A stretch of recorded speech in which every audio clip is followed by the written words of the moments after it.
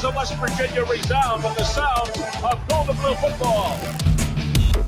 Almost heaven, West Virginia. Now let's bring on the Mountaineers. Goes around about the 50, the 10, the 5. A touchdown, West Virginia. He did it. He did it. Patrick White. Touchdown, Tavon Austin. But Don Nehlen's Mountaineers enjoy walking in where angels feared to tread. I think you think that these guys are going to fall over dead for you. Well, I got news for you. They're going to punch you right in the mouth. It's Mountaineer pride. Nothing cheap, nothing dirty, but West Virginia football. West Virginia football. Leave no doubt tonight. They shouldn't have played the old Golden Blue. Not this night. They've done it. They've done it. A perfect season. And the Mountaineers, for the first time in history, undefeated and untied. Don Nehlen and his Mountaineers, for the second time, have finished a regular season with an unblemished mark. Ain't no stopping the Golden Blue.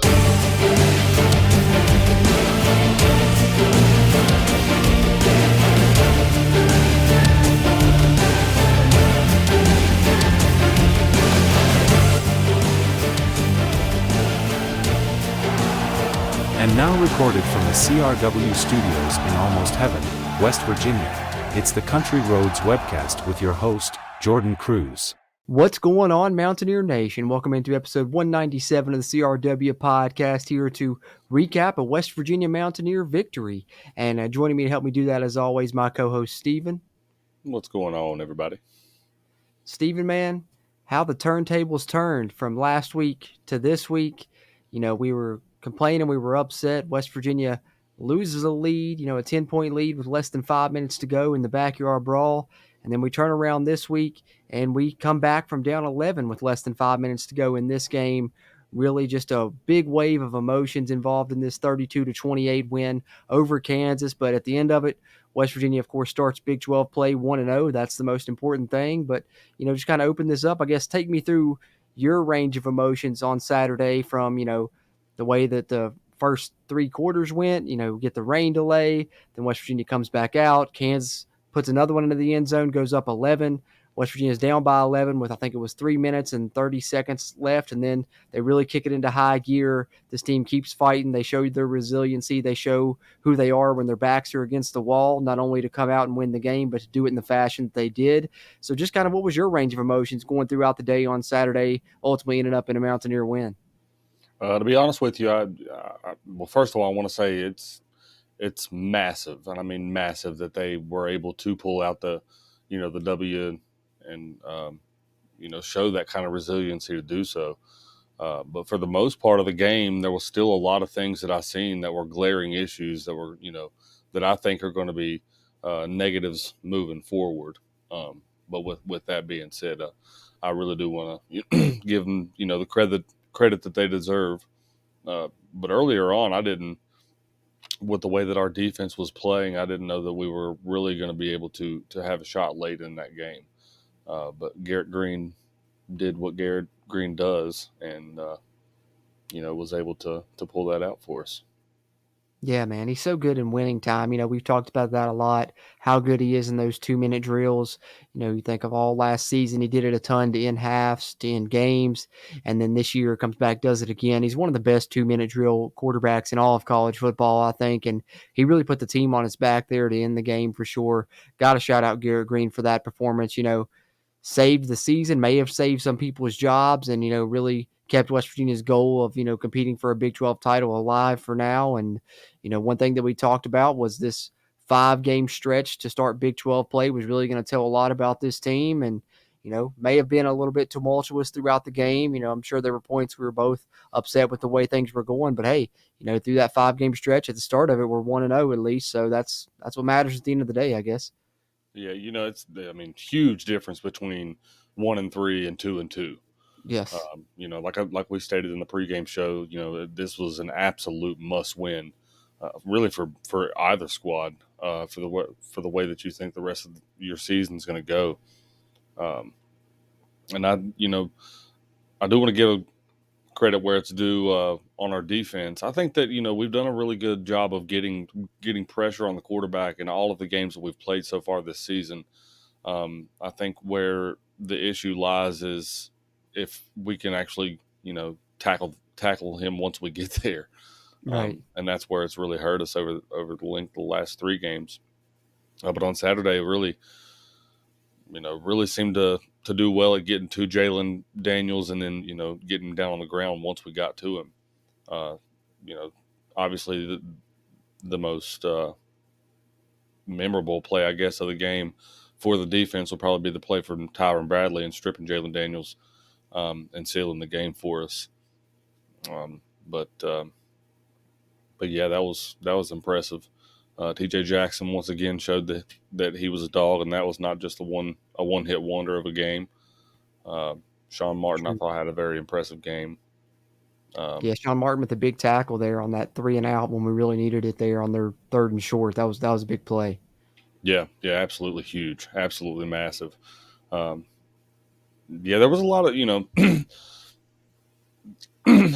when I say negatives, I think our secondary definitely needs to continue switching things around and trying different things because Jalen Daniels, we even mentioned, shouldn't have been able to pass so well against us and was still able to do so.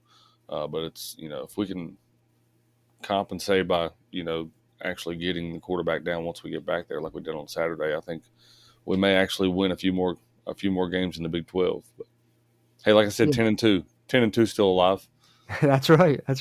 Still a chance, man. And hey, the conference looks wide open. We're going to talk more about some of the results from this weekend towards the end part of the show here after we talk about this game a little bit and take a look at some stats. But definitely looks like the conference is wide open. And, for the defense, I will say they did leave a little bit still to be desired. They gave up a lot of rushing yards to Kansas. They said after the game that was kind of game plan based, just the way that they played things. They knew they would probably give up some rushing yards. But I do got to credit them for, at least trying some different things. As you mentioned there, you started Spells and Crandall at cornerback. They even changed up the way that they were kind of coaching things, I guess you can say, because Jordan Leslie went from being on the field to up in the press box. So maybe that'll help him, get a little bit better view of the all 22, have a whole view of the field. And there were times the defense looked improved, a little bit, really in the first half of the game. They hold Kansas to 7 points. Thought that was a good effort. Second half, a little bit, kind of more of what we've seen earlier in the season. But I guess if I'm going to credit them for anything, it's, making the adjustments that they needed to make, try and change some things up and do things differently. And, I guess it pays off when you get the win at the end of the day. And looking back to, the previous game, the defense didn't get to stop when we needed it at the end of the game, and this time they do. So, I mean, there's a little bit of improvement there, I guess, that you can point out if you're trying to be optimistic, but the defense definitely still has to get a lot better, I think, moving forward. Oh, yeah, absolutely. I don't want to take anything away from especially there towards the end of the game. They showed, like I said, a lot of resilience and a lot of heart when a lot of people and a lot of naysayers, including ourselves, we weren't very positive on them. Well, I mean, I don't think we were quite as negative as a lot of people have been on them, in the pregame show, but still, we were not as optimistic as what we were in the preseason anyway. And I thought it was a great job of the team to come out and show that kind of heart when a lot of people in that situation might not have shown that much heart. And then also, I do want to credit the Mountaineer fan base. Yeah. All the things that you went through as a fan base as a whole, all the things posted on social media, all the comments and everything. To be quite honest with you, I didn't expect there to be half as many people as there were on Saturday, but I think Mountaineer Nation did a great job of showing up and showing out. And they didn't quite fill up the stadium, but there weren't very many empty seats. So I did want to give that shout out. I was impressed. Yeah, absolutely. Yeah, definitely more than I expected for sure. So got to credit the fan base there for continuing to show up and support this team. And that's going to be big because we still have some big home games coming up here in Big 12 play. So hopefully the fan base continues to rally around this team, because I think that's one thing that the team showed us is that, even though everything was against them, The deck was stacked against them. Their backs were against the wall in a must-win game. Not only, going into the game, but then once you get into the game, get into that fourth quarter, they really had their backs against the wall, and they showed kind of the team that they potentially can be when they come back and win that game. So they're going to continue to fight in these games. We got to continue to, root for them as a fan base as well and rally behind them because it seems like they're always going to put their best effort forward. So, that's a big thing there for sure. So definitely shout out to the fan base for showing up. And then I think, when we talk about that resiliency, talk about having the backs against the wall, you also got to talk about the way that they battled through this game despite the fact of injuries kind of piling up throughout this game too. You go into the game, no Preston Fox, no Justin Robinson, no Reed Carrico on defense. Then during the game, you lose Josiah Trotter for, a brief period of time after he had a hot start in the first quarter. You lose Wyatt Milam for a series or two. You lose Aubrey Burks, unfortunately. Hopefully he's okay after that scary injury on the sideline. You lose TJ Crandall. They said he So, was in the locker room after the game with the team. That's positive, Sam. That's positive. That is positive that he's up and moving around on his own and everything. From the I don't know about from the way you thought about it, but from my perspective, I've never heard them stop play. I've never heard the announcer announce an injury on the sideline, and Yeah, me neither. And they announced an administrative stoppage, is what they called it, for an injury on the sideline. And it was, I don't know, it's kind of a scene over there. With a lot of people, covering, like guarding him. You couldn't really tell what was going on for a while. I didn't really know that it was a player. I thought it might have been a coach or someone else on the sideline that may have gotten hurt. But for them to, I don't know, that's a scary situation. So, absolutely hope that Aubrey's okay. Yeah, for sure. Especially, like there in the stadium when we were seeing it, where we're on the other side of the stadium versus, the sideline that the team's on. All I saw was, somebody leaving on a stretcher.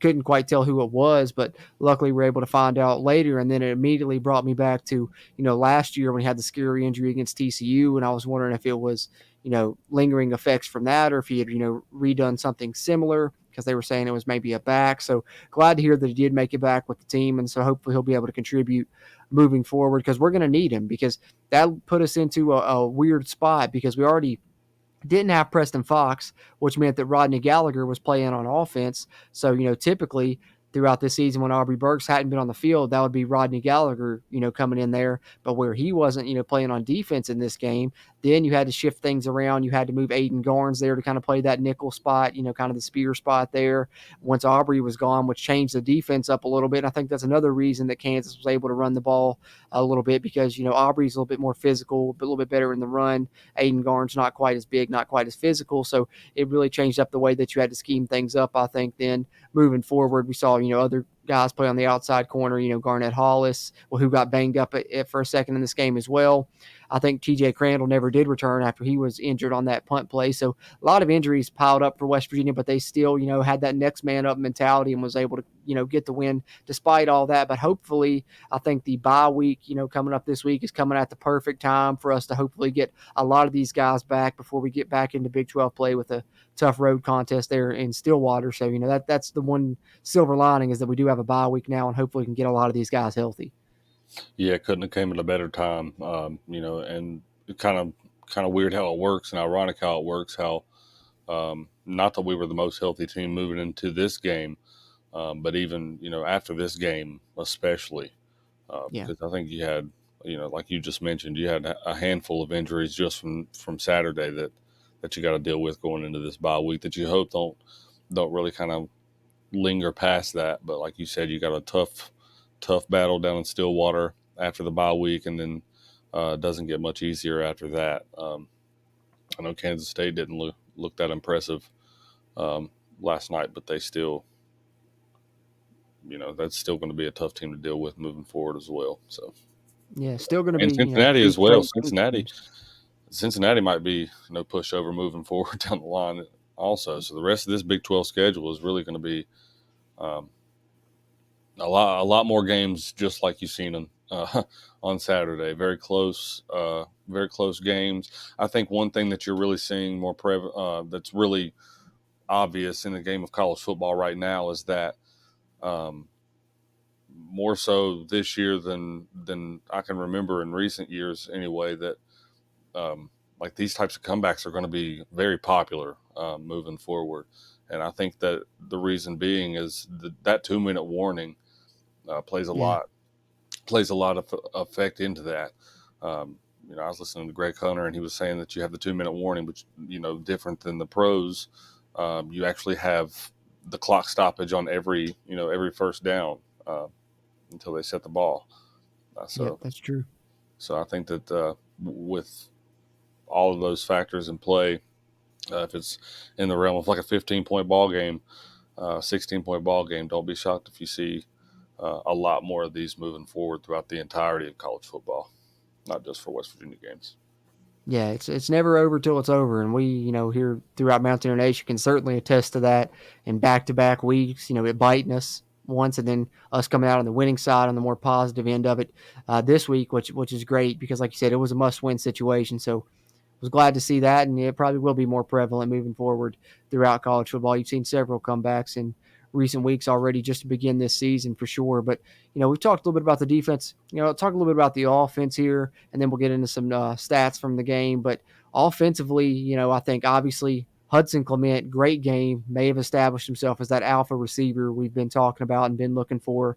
And it was really impressive that he did it against those Kansas corners who, as we talked about in the preview show, both super highly rated in PFF coming into the game, and he was matched up a lot with Mello Dotson, who had one of the highest coverage grades, not only in the conference, but one of the highest coverage grades in the nation, and seemed like Hudson Clement was getting open every time, winning his one-on-one against Mello Dotson, so that's a great sign moving forward. The run game struggled a little bit, but I think that's really just Kansas having a good defensive front, keying on the run. They weren't going to let, Jaheim White and C.J. Donaldson beat them. So really it turned to Garrett Green, and his legs really did a lot of damage, especially late in the football game. But one thing I was super happy about offensively, Steven, was it looked a little bit more like the offense that we saw towards the end of last year at times. I think we were talking about that, just in the preview leading up to this game or the review of the last game, one or the other, how the offense seemed like they were just trying to do some things differently that they weren't really doing last year. And then in this game, we come out, we see a lot of those play action deep shots that we utilized a lot last year.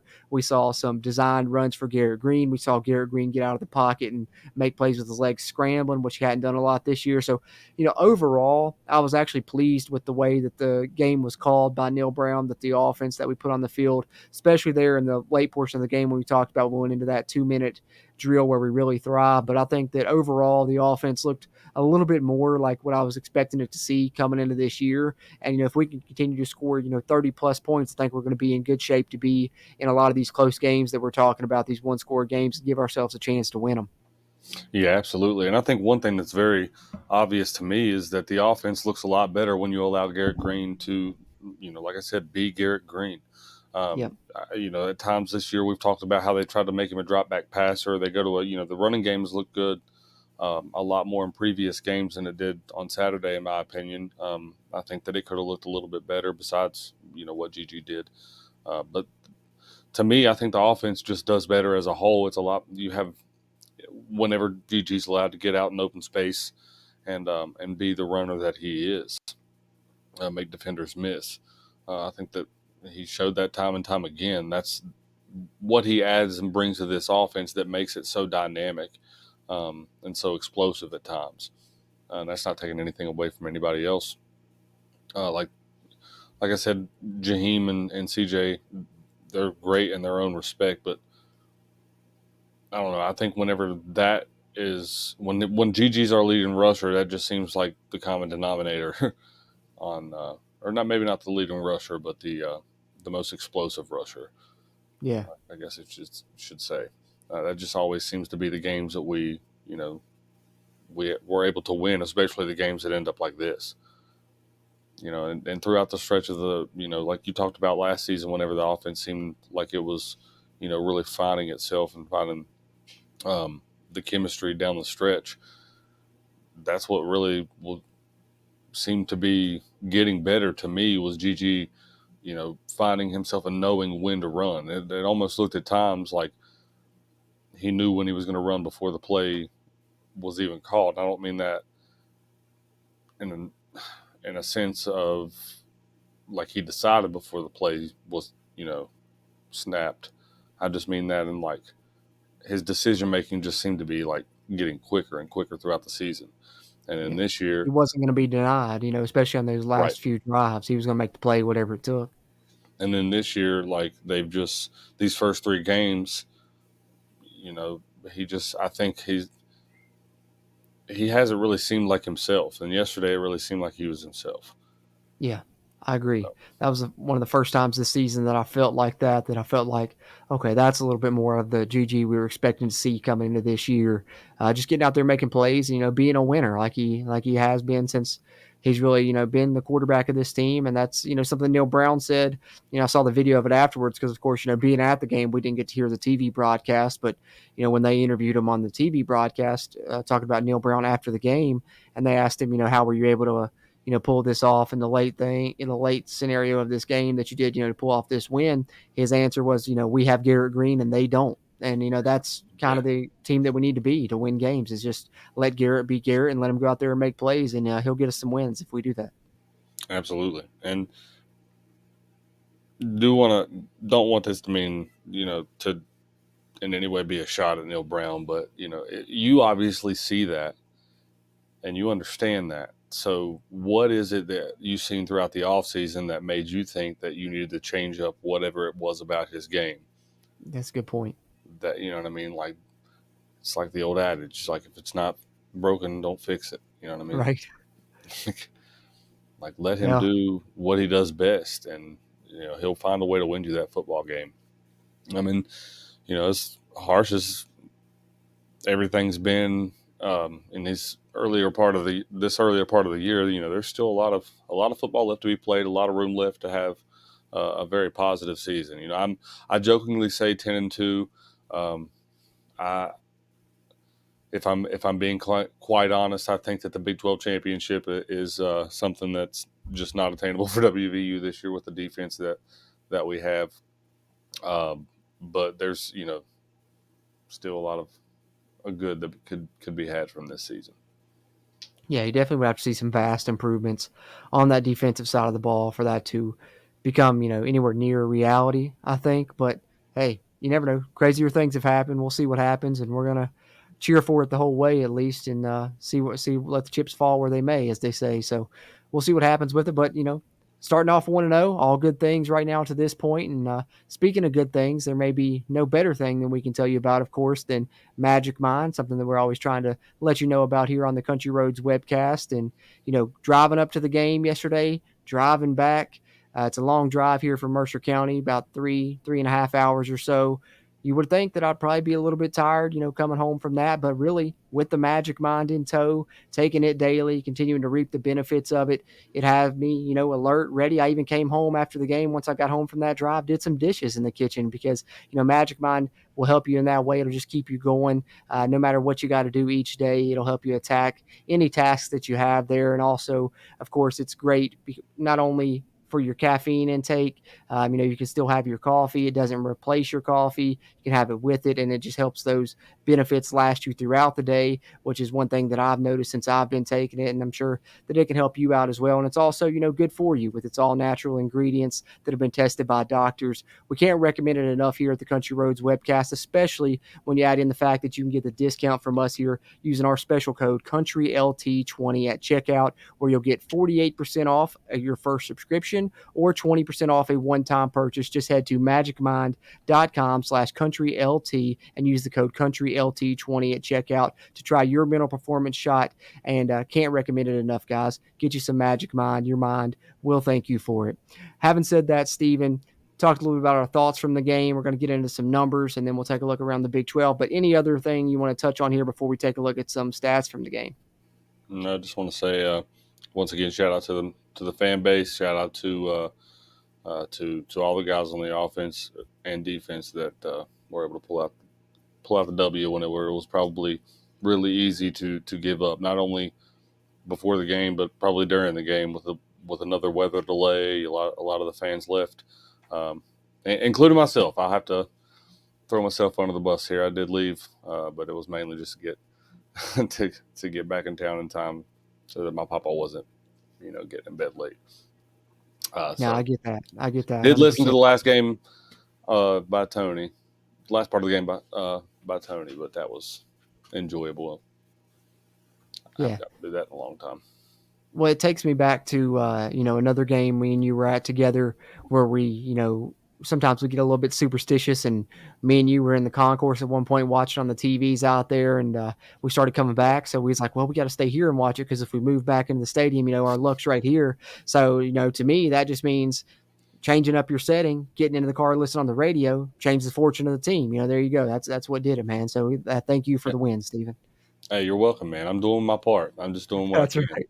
That's right. You got to go where the luck is, man, and that worked out. I don't for want us. to brag. I don't want to brag. I just, I don't want to pat myself too much on the back, but I do But what I can. that's got to be a record. I don't think I ever remember 2 rain delays in one season for WVU, and both noon kickoffs have had that 2-hour rain delay. So it's crazy. No, but I tell you what, that's the first time there's been 2 in one season, I believe. But there has been, I want to say upwards since when was that, 2012 when we played Marshall, and that was a rain delay. Yeah, that one. That's the most popular one that everybody talks about. that's But the first one I that remember since being at. then, I want to say there's been like upwards of like 6 or 7 of them. There's been a lot of rain delays because of lightning. And driving back, that was some of the worst lightning that I've ever seen, like in person. It was It was wild. coming And down. It some was coming heavy down. rain. Yeah.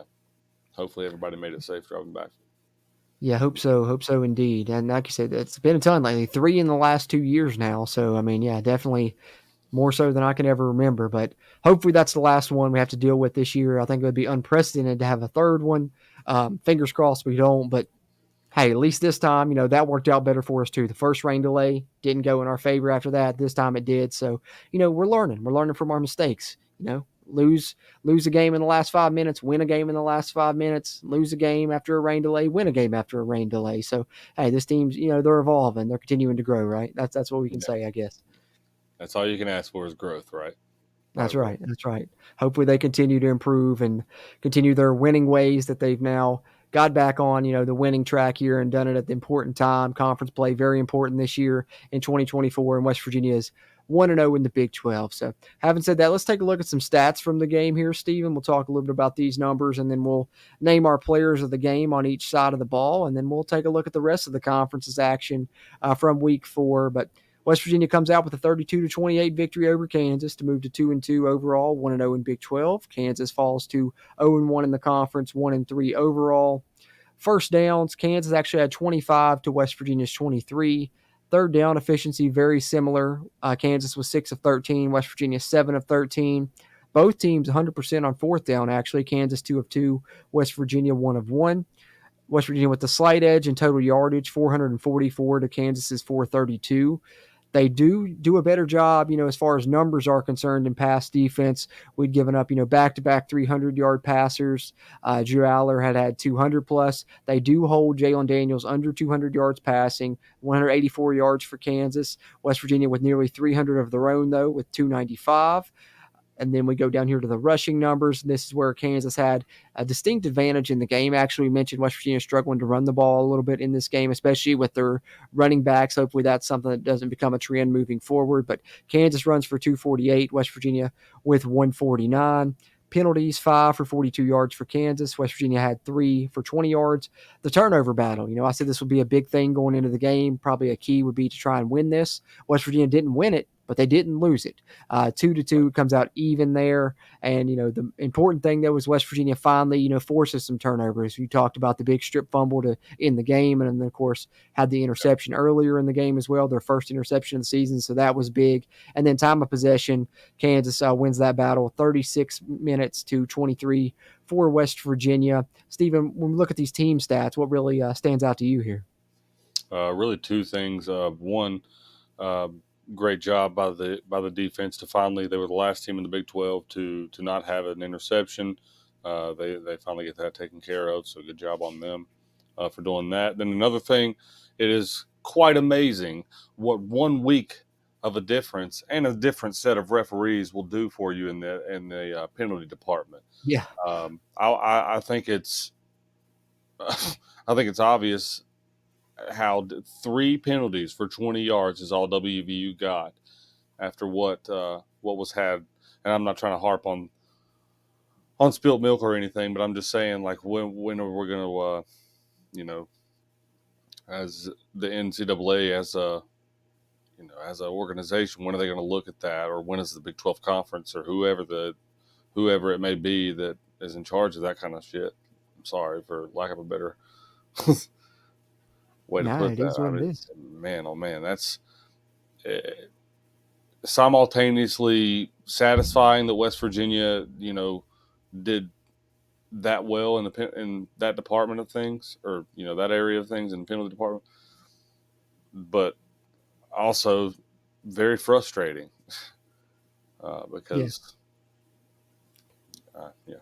Well, I mean, you look last week, I think, this week, I thought the game was pretty well officiated on both sides, and you see only 8 total penalties. And that's, more along the lines of what you should see. You go back last week, I think it was close to 20 penalties that those referees threw last week, which is just, it was ridiculous. I mean, it seemed like after every play, there was a flag being thrown. So, this week, And a much lot of better them were job by the questionable. officials. You know what I mean? Like, Yeah.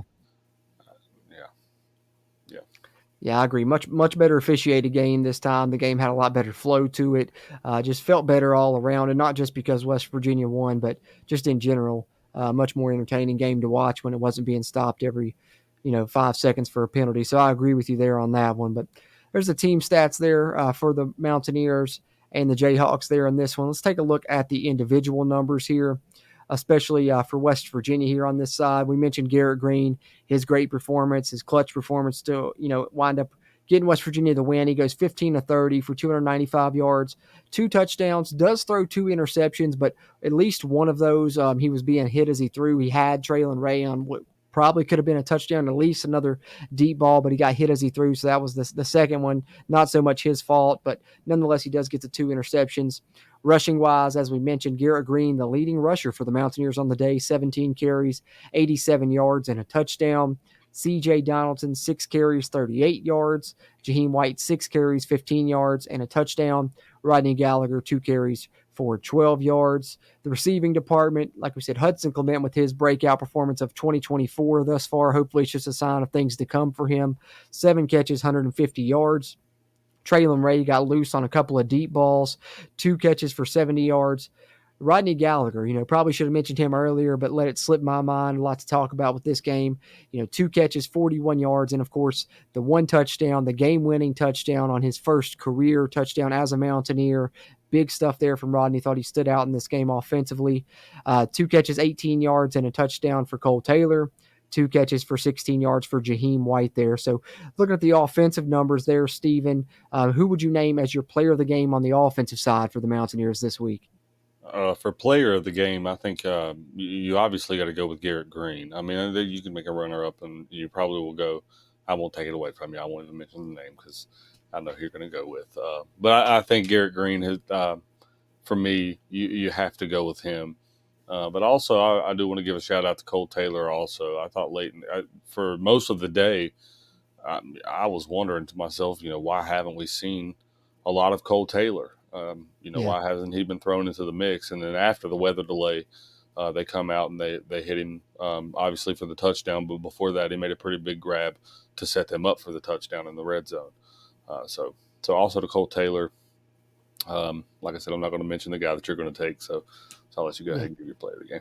Yeah, deserves that shout out. Also, the big grab on the 2-point conversion that made it a 3-point game there late on the nicely designed play. Looked like it just ended around Traylon Ray, and then he throws it to Taylor. Yeah, that was a big play. But my player of the game on offense, like I said, had to give a shout out to Rodney Gallagher because he did have the game winning touchdown. But you got to go Huddy Tuddy, man. Got to go Huddy Tuddy. 7 catches, 150 yards. Oh, you didn't go the guy I thought I should have mentioned. RG3, man, I'll give you the shout out. Yeah. You deserve some love for the game winning touchdown, even though For we're sure. not giving you a play of the game. But. For sure. I thought about it. It was between Hudson or Rodney for me for sure. Those were the two I was thinking of once you went with Garrett. But I got to give it to Huddy just because it seemed like he was getting open all day long. And, those Kansas corners, they're very good. Like we talked about in the preview show, high grades, and he was matched up with Mello Dotson, who had been the highest grade. And, for lack of a better term, he really, stole Mello Dotson's lunch money all game. He was just kept getting open on him, couldn't cover him. And like I said, hopefully that's just a sign of things to come. And Hudson Clement's going to continue to have big games like this because it's been a while since we've seen a receiver in this offense have a game, 7 catches, 150 yards. And so I'm hoping that's just continues for Hudson Clement, and he just continues to have a big 2024. And I think he definitely could have established himself as wide receiver 1 in this game. So I'll give him my player of the game on the offensive side. Let's look at the defensive stats here, and then we will give our player of the game on that side as well. Josiah Trotter, 11 tackles, 6 of them solo. And I believe, like I said, he was out for a series or two at least there after he went down. He had like 6 tackles in the first quarter, I think, before that injury. So who knows how many tackles he could have racked up if he didn't go out for those few series. Still a great game. I thought him and Trey Lathan loomed large in this one when the West Virginia was, making the tackles on the running backs. It was usually him or Lathan. Lathan, 10 tackles of his own in a TFL. Tyron Bradley, 7 tackles, 1 sack, 1 TFL, 1 forced fumble, 1 fumble recovery, 1 interception. Heck of a game from the spur there, Tyron Bradley. Anthony Wilson with 7 tackles. TJ Jackson, as we mentioned, continues to be a standout in this defense. 6 tackles, 1 sack, 1.5 tackles for a loss. Sean Martin with a half of a tackle for a loss there as well that he shared with TJ Jackson. And then you get Asani Redwood with the TFL in this game also. And I thought that not popping up too much on the stat sheet, but I thought, Jacoby Spells getting the start. I thought he performed well. So did TJ Crandall. Hated to see TJ Crandall go down because I liked what he was putting out there at the defensive back position. So probably see some more of those guys moving forward there, Steven. But looking at the defensive numbers there, who is your player of the game on the defensive side? Defensively, I'm still going to go with Josiah Trotter. I thought that, speaking of resilience, the whole team that was the theme of the week for the whole team, but specifically so, I think so for Josiah Trotter. He went down with the injury, looked kind of scary from my perspective. From what I've heard, it also looks scary on TV. He was out there, I think, just 2 or 3 series later, and was still making plays. So Josiah Trotter is, has shown up every single week for WVU this season. For an accumulative reason, there's a few guys you can give it to this week, but I think I'm going to still go with Josiah. Yeah, Josiah, man, he's just a stud. He really is. Absolutely. Definitely can't disagree with you there for picking that one. But, hey, I've got to give it to him. Tyron Bradley, man, he deserves it after that game that he had there. Like I said, the sack, the interception early, West Virginia's first interception of the season. He drops into coverage and grabs one. And funny enough, he has West Virginia's last 2 interceptions going back to the bowl game last year in the Mayo Bowl when he grabbed the one-handed pick. So, Tyron Bradley not only doing a good job, run defense, pressuring the passer, but hey, when he drops back into pass coverage, doing pretty good there as well. And then, of course, maybe the even bigger play, the strip sack late in the game of Jalen Daniels. Fights through actually a hold on that play, still manages to get in the backfield there, not only get the sack, but knock the ball out of, from Jalen Daniels, and then goes the extra step further than that and recovers it himself as well. So I think hell of a game from Tyron Bradley. Got to give him my defensive player of the game after that performance. Yeah. I don't think that's a bad pick at all, especially with how down people have been on specifically this defense. For them to make a play like that and seal the deal, I thought that was a great way to end the day. Yeah, absolutely, man. I think it was fitting. We've been begging for the defense to make some changes, to make some improvements, to make some stops when we really needed it, and that's how the game ends with the defense, making that critical stop and doing it by forcing a turnover, which is something that we've been clamoring for, is for more turnovers from this defense, and that's how they seal the victory, is by forcing a turnover. So very fitting, and West Virginia comes away with the victory. Couldn't be happier about it to start Big 12 play 1-0, go into the bye week 1-0, and the vibe's just a little bit better now heading into that bye week, because if we weren't able to pull off that comeback, it would have been a long couple of weeks there, sitting at 1-3, and like you said earlier, 2-2, much better, and 1-0 in conference play, definitely a lot better as well. So there's a look at the numbers there. Stephen, any final thoughts on the 32-28 win over Kansas before we take a look around at the other scores from the conference this past week? Yeah, like I said, 10-2, going undefeated here on out. It's time to climb. Neil Brown's the most elite coach in all of college football. We're the best team to ever play the game. Those 2 games that we lost this season are flukes. You guys just buckle up, or let's just get ready for this. That's right. That's right. Like the picture I sent you of the meme that I saw going around. Get in, loser. We're trusting the climb We're again. trusting the climb again. Yeah. We're trusting the climb again. Hey, that's right. Hey, that's all good why vibes when you win. that's in all seriousness, that's why people get upset. We get it. We're a passionate fan base. They get upset, and it's always fire the head coach. It's always bench the quarterback. It's always the most extreme that you can get. And hey, that at the end of the season, however things end up, that might be the case. But that's give them time. Give them time to actually live out the scenarios instead of just already assuming how everything's going to play out and firing someone or punishing someone based upon stuff that hasn't even happened yet. So Yeah, you never know. They may surprise you. I mean, they surprised us. We both, surprised that, like we're wrong on our prediction this week, and glad to be wrong about it. So you never know. Hopefully, they keep surprising us even more. Absolutely. We even said that. We both picked them to lose this game. Probably going to I'm picking them to lose every game this season because they seem to play better whenever I do. So hey, that's right. Whatever works, man. Got to be a little prove me wrong superstitious every week.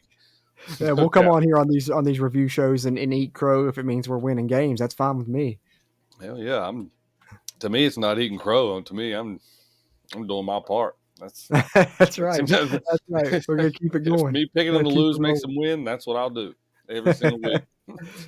Damn straight, man. Damn straight. I don't blame you there for that one. Like I said, we've been known to be a little superstitious, so whatever gets the job done. And hey, the Mountaineers got the job done. So 1-0 in Big 12 play, and let's hope they keep it rolling. But speaking of the Big 12, let's take a look at the rest of the conference, the scores around the Big 12 here. Review some of those here in week 4. Interesting week, some unexpected outcomes, some more expected, but I think the unexpected and surprising ones were super surprising. So let's talk about some of these games. Stephen, we'll lead off here with the team that you mentioned briefly earlier, Cincinnati. Looks like they're going to definitely be, improved versus what they were last year. We both picked them to win, but I was not expecting the shutout there. They beat Houston 34-0 at home there. They pitched the shutout, so big win there for the Bearcats to start off conference play. Yeah, the Cincinnati's a little bit better of a football team than we thought, but I also think that Houston's a little bit worse of a football than we also thought too. That's true. Kind of rough what's happening down there. Yeah, true. Both things may be true there for sure. As we mentioned, the Mountaineers 32-28 over Kansas. Iowa State continues their winning ways, 52-7 over Arkansas State there in Ames. And I think that this, Iowa State, one thing that they've hung their hat on a lot is defense. John Haycock always does a good job with their defense, and that remains true. But I think that this year's version of Iowa State looks really strong offensively. They may have the best 1-2 punch at receiver there with Noel, and I think it's Higgins is the other receiver there. And, of course, Rocco Beck throwing the ball. This Iowa State team looks to be a competitor in the conference. To be honest with you, I think Iowa State is very much what we thought West Virginia was going to be. I think Iowa State's very much a dark horse to win the conference this year with the way they've played early on. Yeah, that's a good point. In the top 25 and showing no signs of stopping thus far. Hopefully West Virginia, plays them well when they come into Morgantown here in a few weeks. But be looking forward to that one when it comes around because, also going to get that Anthony Beck Hall of Fame induction, which we got the awesome Hall of Fame ceremonies this weekend, honored a lot of guys. Anthony Beck will be in town for that one, so definitely want to take a second out and shout that out, the fun Hall of Fame inductions, the fun honoring of the Elite Eight basketball team of John Beeline as well. That was a good feature of see him back West in Virginia's town. game. Yeah, see all those guys. He even went to, with him being back in town, I think he went and spoke to the basketball, the current basketball team. So That's that was awesome. really, really awesome. Yeah. That's awesome. I If love I'm having not him back mistaken, around. I think John doesn't Belon live around Morgantown. I think so. I think he's back around this way, I believe.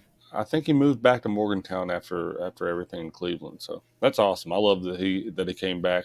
He's always been true to heart to home here.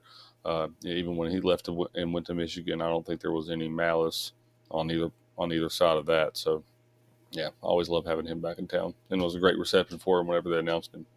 Yeah, that's what I was about to say. Got a really good pop from the crowd when they brought that team out. Got to see all those guys again. So yeah, really cool. Glad they had a chance to do that and honor them as a really cool moment of the game for sure.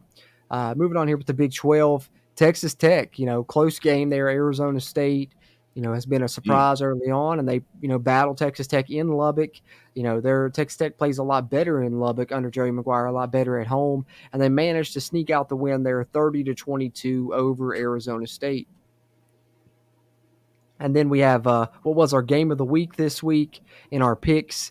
Unfortunately, didn't go the way that we were predicting it would go and kind of hoping that it would go. Oklahoma State does mount a comeback there at the end. Utah had dominated most of this game. It was 22-3 there up until about the midpoint of the fourth quarter, which kind of goes hand in hand with what you were talking about, Stephen, with some of those comebacks. Oklahoma State nearly mounts one, but surprisingly, Utah gets the win in Stillwater and does it without Cam Rising, playing Zach Wilson's brother there, Isaac Wilson at quarterback. Utah's defense was really the standout to me in this game. Thought their defense performed really well. The run game was nice, and Utah does enough to get the win in Stillwater, 22-19 to start their Big 12 journey, 1-0 here in their new conference. Yeah, and interesting dynamic there. I did not realize that Zach Wilson's brother was the quarterback for Utah, or backup quarterback anyway. If I'm not mistaken, didn't that Zach Wilson played for BYU, didn't he? Yeah, that's weird, isn't it? So They went to that's an rival interesting rivalry dynamic in the Holy Wars. Yeah, that's pretty cool. But also quite disappointed in Oklahoma State for not holding up their end of the bargain. Picked them to win not only win this game, to go undefeated in the conference this year. Really disappointed with them. Yeah, I think that Oklahoma State's really what's surprising about them. I mean, they had the QB controversy in this game where they benched Alan Bowman and brought in Garrett Rangel and then ended up bringing Bowman back in late.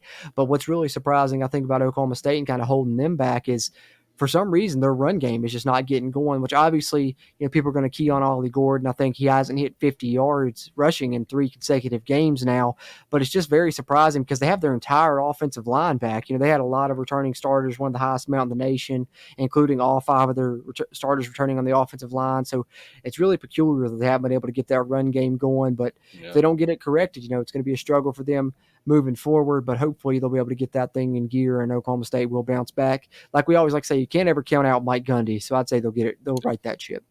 Yeah, no doubt. I have faith in Mike Gundy. Like I said, I don't know if benching Alan Bowman was the smartest decision, but in current age of college football, it's not uncommon to see that type of scenario play out. Yeah. Yeah, so we'll see what they do at quarterback moving forward, if they're going to go with Rangel, if they're going to stick with Bowman. Be interesting to see how it plays out there, because it seems like, at least right now, passing the ball is going to be how they're going to have to score it and move points. So we'll see what happens there with Oklahoma State. They've got another one coming up this week, another conference game that'll be a tough one with Kansas State. But moving on, talking a little bit about some of the surprising results here, because I think we can probably say that about all 3 of these final games that we're going to talk about, starting with SMU and TCU. The rivalry game there. SMU 66 points over TCU. TCU, puts up 42 in a shootout there, but SMU really controlled this game from the onset there. TCU's coach Sonny Dykes gets ejected from the game even. Art Briles' son Kendall Briles had to take over and coach, the second half there for TCU, but SMU really dominates this rivalry game with 66 points over TCU. So just kind of strange to me how much TCU has kind of fallen since Sonny Dykes' first season there. Last year they have the rough year. This year seems like might be rough yet again at this point. Who knows if they'll be able to get it turned around, but definitely, to go from playing for a national championship a couple of years ago to, now with a rough start again this season, getting dominated by their rival there at SMU. It's just interesting dynamic there for the Horned Frogs, I think. Yeah. Strange how that's all playing out. I don't know if we got to look more into that. I don't know if their program's been a victim to the transfer portal woes of getting maybe some of their players poached by some of the bigger programs, but it'd be interesting to see if that be Yeah, kind of maybe. a factor that plays into that. Because That's a good point. they had a very elite team, not just 2 seasons ago. So Yeah. yeah. It's interesting. It's really, really interesting to see what happens with them moving forward and see if they'll be able to get things right and, win some games within the conference moving forward. But, one of TCU's rivals, the Baylor Bears, also, played against a new Big 12 team there in Colorado, taking on the Buffaloes, and looked like Baylor was in control of this game for, the first 2-3 quarters even. They were up 24-10 at one point, but then Colorado comes storming back and really probably the most exhilarating finish of the week. We thought we had a great finish in Morgantown, and we did, obviously coming from behind and scoring with less than 30 seconds to go. But Colorado hits a Hail Mary right there as time expires to send the game into overtime. And then in overtime, they score first. And then Travis Hunter does what Travis Hunter does and makes, special plays, forces a fumble on the goal line. It looked like Baylor was going to tie it up and force a second OT. And instead, Colorado gets a big win. They start Big 12 play 1-0. Not a lot of people expected that, or at least I certainly didn't expect that. Them to take down Baylor in that manner. They come from behind, they hit a Hail Mary, and they win it in overtime, 38-31 over the Bears. Yeah, I didn't expect that. Even I know you've been a lot more down on them than I have, but even I in recent weeks have been pretty down on the Colorado Buffaloes, so I didn't expect that at all. With how they've handled certain situations, I kind of do hope for them to lose moving forward as well. But yeah, they've got a tough schedule coming up. You'll probably get that wish, I'd say. But then again, I've been wrong on them a couple times, so we'll see what happens. But yeah, heck of a game. Yeah, no doubt, definitely an exciting game. Yeah, for sure. That one was fun to watch. Got home in time, catch the tail end of it. So that was fun to see. I was going to say, and what a catch on the on the final play too, to send it to overtime. I mean, my gosh, I was sitting there watching. I was like, "There's no way he catches it," and he caught it. I was like, "Oh man!" And just the play before that, I was about to say they could have had it before that play, right? Yeah, just the play before that, it was a very close one as well. So yeah, definitely exhilarating to just watch that game. Yeah, and that's the only bad thing, I think, when you look at it from Baylor's perspective is, Dave Aranda, we've talked about him kind of being on the hot seat. And, coming into this year, he took over the defensive play calling as well. And the fact that they lose that game on a Hail Mary, or at least, get to overtime on a Hail Mary when it looked like they had it won, it's going to fall on that defensive side, which, probably turns the temperature up on Dave Aranda's seat a little bit more. Because as you said, not only really do you give up one Hail Mary, you almost give up two, because like you said, they could have had the play before. So definitely seems like Dave Aranda's seat's a little bit hot right now after allowing Colorado to come from behind and get that win. But hey, at least it was a fun game to watch if you're a Big 12 fan. And speaking of if you're a Big 12 fan, the most shocking result of Week 4, I think, is... Well, shocking for everyone except maybe Steven, because listen, I gotta give Steven his props on this one. There's probably no one outside of the BYU fan base that's been as high on BYU as Steven here has. And man, you really have called it with them because they come out this season. They've had some impressive wins, especially you see SMU put up 66 on TCU just a couple of weeks ago. BYU held them to only 15 points. So the BYU defense seems to really be standing out early in this season.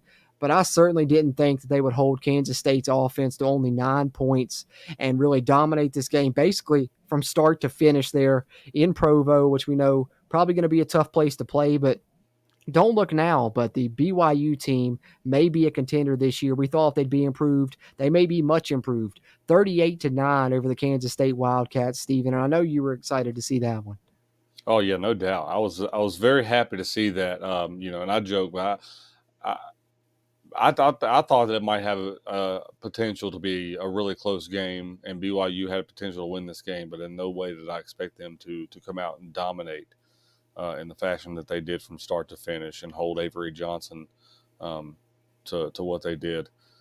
But it was fun to watch. It was absolutely fun to watch, and I hope that they keep doing this moving forward because it's a good brand of football to watch. It's enjoyable.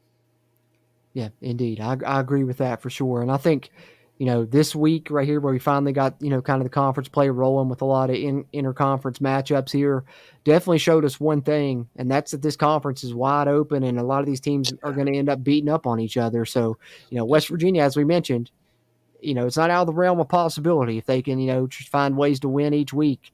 They're going to have a chance at this thing potentially because, a lot of these games are going to be one-score games. A lot of these teams appear to be evenly matched. So why not West Virginia, right, guys? Keep those hopes high. I think the team that I think that has looked the best out of all of the teams in the conference so far didn't even play this week, and that's UCF. I have Yeah, I've been looked good. I have been thoroughly impressed on both sides of the football with UCF for the entirety of this season so far. So that's if I'm picking a conference winner right now. I know I picked Oklahoma State in the preseason, but based off what we've seen so far, I think UCF might be that team. Yeah, they're up there for me. And like we talked about, Iowa State's been impressive as well. But as bad as I hate to say it, man, I think Them too. I underrated Utah, man. That defense looks extremely stout. The run game looked good, especially winning without their starting quarterback there. Utah is going to be a contender. I was kind of hoping that they would because as we talked about, their fans, coming in all high and mighty, but the team's backing it up right now. We'll see if that continues throughout the rest of Big 12 play, but I was impressed with what they did in that game against Oklahoma State. So there's been some standouts, but seems like, it's wide open for anyone. So we'll see what happens moving forward, and we'll continue to cover it here on the CRW with our previews each week and our reviews each week of the Big 12 action as well, in addition to the Mountaineers. But we've talked a good bit about the Mountaineers and the exhilarating come from behind win 32-28 over Kansas. We took a look at the numbers and, of course, just talked about the Big 12 action there as well. Having said that, Stephen, any final thoughts you got before we get ready to wrap up episode 197 here? No, just want to say, ready to get into a bye week. I think, the team definitely needs it for not only for the injury issues, but just, I think the team just needs a break mentally for a week or so. So if you're going to have any shot at that game going into Oklahoma State, I believe they probably got a bye week also going into this week. Actually, they play Kansas State, so we may have a little situational advantage there because they just played Utah, then they play Kansas State, and then they got to play us. So, well, maybe that'll help us. Well, hopefully they beat Kansas State and they don't have to come off of a loss and have that pissing them off going into the game with us. So hopefully that, like you said, it's hopefully advantageous for West Virginia going into that game. So yeah, proud of West Virginia for getting the win on Saturday though, and pulling that out. Agreed. Must-win game, and they found a way to win it, so can't be more happier than that, getting that win when you really needed it. And like you said, the bye week coming at the perfect time, I think, for West Virginia. So, shout out to that. Going to have that this coming week. And even though it's a bye week, we're going to still try and release an episode later this week. We'll talk about, some of the earlier season stats, talk about some of the standouts on the team, kind of the pros and cons of what we've seen thus far in 2024. And then we'll still look ahead at the Big 12 in Week 5 and make our picks for the games that are happening within the conference. So be on the lookout for that coming later this week. But before we wrap up episode 197, just got to thank you guys, as always, for tuning into this episode, whether you watched it on YouTube. If you did tune in that way, just do us a quick favor, hit that little like button, give us a thumbs up. Helps a ton with the algorithm, and we also appreciate you listening to the audio version. You can find on any podcast platform you like, Spotify, Amazon Music, iHeartRadio, you name it, you can listen to us there. And if you are listening to us there, just leave us a rating if you would. That really helps us a lot there. Rate us on Apple Podcasts, preferably 5 stars, but hey, give us what you feel we deserve. And of course, shout out and thank you to WVSportsNow.com for always hosting our episodes as well. But having said that, we'll get ready to put a bow on episode 197 here. West Virginia comes out victorious, starts Big 12 play 1-0, and they're sitting at 2-2 heading into the bye week, and we look forward to some more Mountaineer football in 2024. Should be a fun rest of the season here. 8 games left, and we hope West Virginia comes out on top in a lot more of them, just like they did in this matchup with the Jayhawks. West Virginia gets it done, and with that, we're done here talking about it with our Kansas review and reaction. Looking forward to the rest of the season and getting to cover it with you guys. As always, I'm Jorden Cruz for my co-host Steven. Until next time, let's go Mountaineers. Eat shit, Pitt. If you really want to know, then come on, let's go. Take a stroll down those